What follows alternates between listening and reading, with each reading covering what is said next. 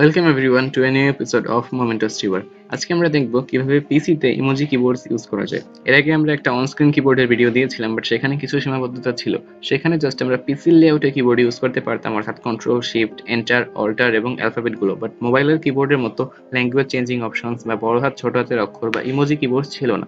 So আজকে আমরা দেখব কিভাবে আমরা ইমোজি কিবোর্ডসটা উইন্ডোজ 10 ইউজ করতে পারি। আজকে সেটাই দেখে নিব। সেজন্য আমরা জাস্ট এখানে ওপেন করলাম অ্যান্ড দেখুন আমরা কিবোর্ডটা ওপেন করে নিব।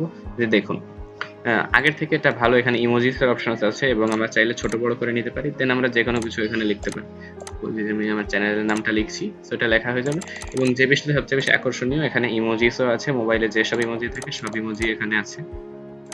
সো আপনি এটা দিয়ে ইজিলি চ্যাটিংও করতে পারেন, সবকিছুই আছে এখানে। এবং লাস্টে ইমোটিকনসও আছে। এবং এখান থেকে আপনি ল্যাঙ্গুয়েজটাকে ইংলিশ থেকে বাংলা করে নিতে পারেন। তো কথাটা হলো, আগেরবার আমরা যে কিবোর্ডটা দেখেছিলাম সেটা থেকে এটা অনেক বেশি আপগ্রেডেড এবং অনেক বেশি সুন্দর। তো এটা দিয়ে আপনি টাইপিং চ্যাটিং সব করতে পারবেন। ওই কিবোর্ডটা তখন আর লাগবে না। তো এই কিবোর্ডটা, এটা হলো টাচ কিবোর্ড, ওটা ছিল অন স্ক্রিন কিবোর্ড। সো আজকে আমরা এটা কিভাবে ইনস্টল করতে হয় এবং এটা দিয়ে কিভাবে কাজ করতে হয় সেটা সবকিছু দেখাবো। আর একবার বলে নিই, আপনি যদি আমাদের চ্যানেল মোমেন্টাস টিউবারে নতুন হয়ে থাকেন, please subscribe, and already subscribe করে থাকলে থ্যাংক ইউ সো মাচ। ভিডিওটা যদি ভালো লাগে একটা লাইক করে দিয়ে যাবেন। আমরা চলে আসছি ইন্ট্রোর পরে।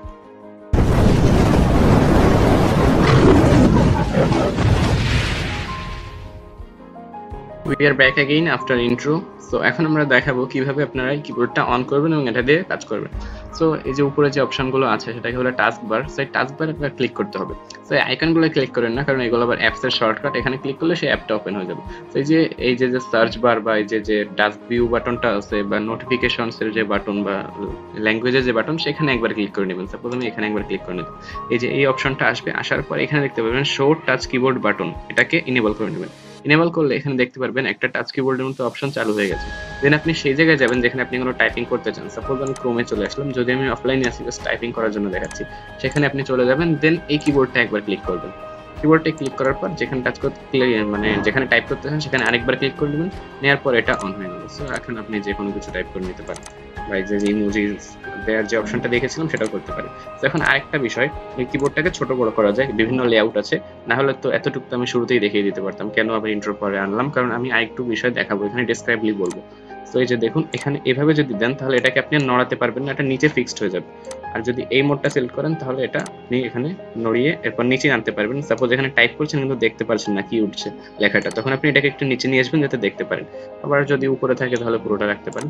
তো এটা আমি প্রেফার করি, এটা নিলে আপনি এটাকে সরাতে নড়াতে পারবেন।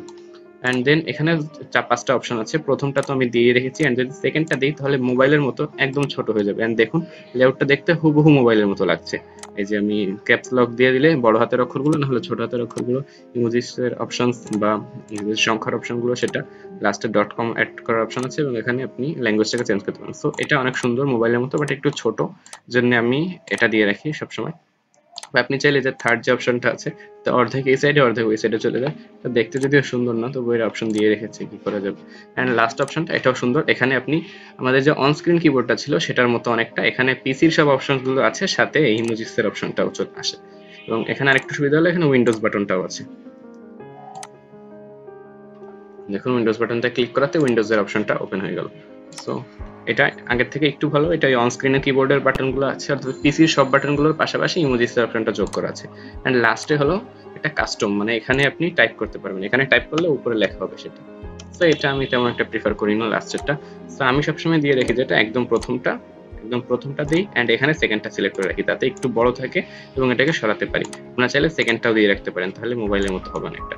সো এখানে আরেকটা যে বিষয়টা রয়েছে সেটা হলো আমাদের ক্লিপবোর্ডে একবার ক্লিক করলে আপনি ক্লিপবোর্ডে যা সেভ করা আছে সেটা দেখতে পারবেন। আমি একটু হাইড করে রেখেছি। এবং উইন্ডোজ প্লাস বি টাইপ করলে আপনি ক্লিপবোর্ডের হিস্টোরিটা এবং কন্ট্রোল প্লাস বি টাইপ করে আপনি কপি করতে পারেন, কপি করা জিনিসগুলো এখানে থেকে যাবে। দেন আপনি চাইলে ক্রস দিয়ে ক্লিপবোর্ডটাকে ক্লিয়ার করে নিতে পারেন। এই ছিল ক্লিপবোর্ডের ব্যাপারটা। আর সাপোজ আমি এখন কিছু একটা লিখবো, লেখার পর সেটাকে যদি আমি ধরে সিলেক্ট করে কপি করে নিই তাহলে সেটা আমার ক্লিপবোর্ডে চলে যাবে। আমরা সবাই জানি কপি করলে ক্লিপবোর্ডে চলে যায়। এই দেখুন এখন আমার ক্লিপবোর্ডে ওই লেখাটি আছে, আমি পিন করে নিতে পারবো, তাহলে সেই লেখাটা আমার ক্লিপবোর্ডে থেকে যাবে। অথবা ক্লিয়ার হলে ক্লিক করে সব ক্লিয়ার করে দিতে পারবো, বা পিন করাটাকে আলাদাভাবে ক্রস করে দিতে পারবো। সো এই ছিল আমাদের মেইনলি ক্লিপবোর্ডের বিষয়টা। যে ইমোজি কিবোর্ডের যে অপশনগুলো ছিল সব দেখিয়ে দিলাম। আরেকটা জিনিস দেখিয়ে দিই, এখানে আপনি চাইলে ভয়েস ইনপুটও ব্যবহার করতে পারবেন। তো আমি এখন যেহেতু ভিডিওর জন্য কথা বলছি তাই এটা হয়তো ইনিশিয়ালাইজিং হচ্ছে না, এখন আমার স্ক্রিন রেকর্ডও চলছে। তো আপনি এটা দিয়ে খুব সুন্দরভাবে ভয়েস সার্চও করতে পারবেন। সো দেখা গেলো যে টাচ কিবোর্ডটা অনেকটা বেশি আপগ্রেডেড, এবং আমি সম্ভবত এটা উইন্ডোজ 10 এর একদম লেটেস্ট আপডেটটার পর পেয়েছি। অর্থাৎ আপনার যদি উইন্ডোজ 7-8 থাকে তাহলে আপনি নাও পেতে পারেন।